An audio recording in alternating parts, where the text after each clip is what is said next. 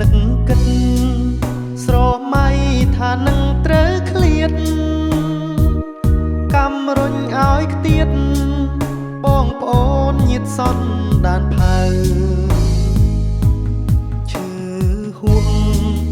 បើថ្លែងចិត្តរែងខ្លោចផ្សាប្រត់ចាងគេហា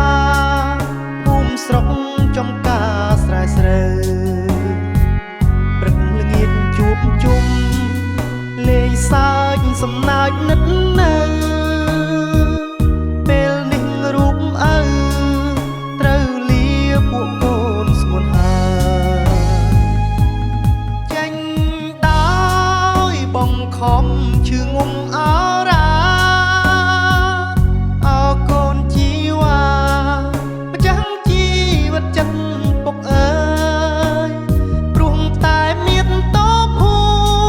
មិពុកឃ្លាតពុំកូនហើយទ្រង់ពុកដងហើយយំសួររកពុកកូនឃ្លាតកូនពុករស់មានតែនាមទុកសោកដងដាមព្រៀបស្មើជីវិតពុកសូកាយពុករស់ឆ្ងាយពុកអ្នករស់ធ្វើអ្វីកូនពុកនឹងក្រាបលួងជួបជុំចិត្តកូនឲ្យបាន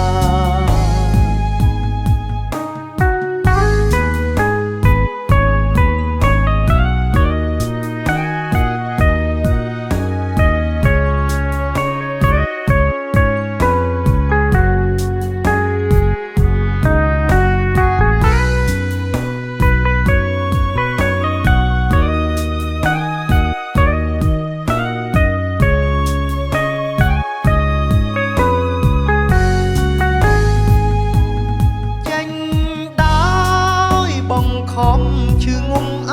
រ៉ាអរកូនជីវ៉ាម្ចាំងជីវិតចិត្តពុកអើយ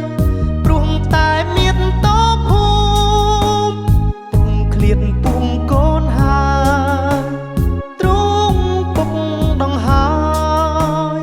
យំសួររកពុកកូនឃ្លាតកូនពុករស់មានតែនាមទុកសោកដងដាមព្រៀបស្មើជីវិតពុកសូកាយពុករស់ឆ្ងាយពុកអ្នករស់ធ្វើ